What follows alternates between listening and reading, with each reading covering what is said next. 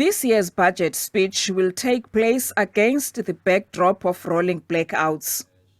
The DA wants Godongwane to address the energy crisis and announce plans to privatize Eskom, while the IFP wants the post office to be disposed of.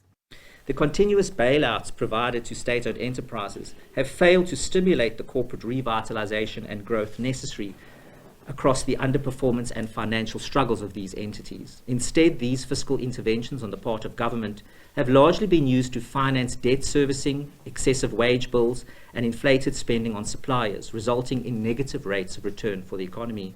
The announcement by the President that the post office will be a state-owned bank flies in the face of all taxpayers in this country. We cannot throw money at our problems where the state of our economy is in disarray. Post office should be sold off and phased out totally to become a private entity.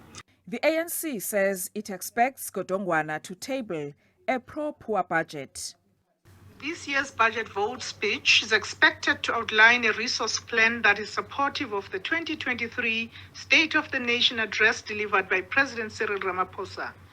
In this regard, the African National Congress is expecting a pro-poor budget that seeks to re-energize the economy by placing it on a path of sustainable and inclusive growth, whilst being responsive to current electricity availability challenges, as well as persistent poverty and inequality lines. The FF Plus wants, among others, the wage bill to be contained. Tax incentives, tax relief and subsidies that will be part of those measures and that will also facilitate the transition of businesses and households to renewable energy sources such as solar energy. We also need a budget that will not allow for any luxuries and will also address the government wage bill that is out of control.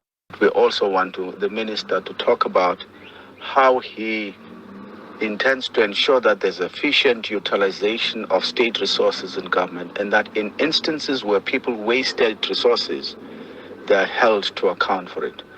But economic growth is key. The public sector wage bill has ballooned to over 630 billion rand. Lula Mamatya, SABC News, Parliament.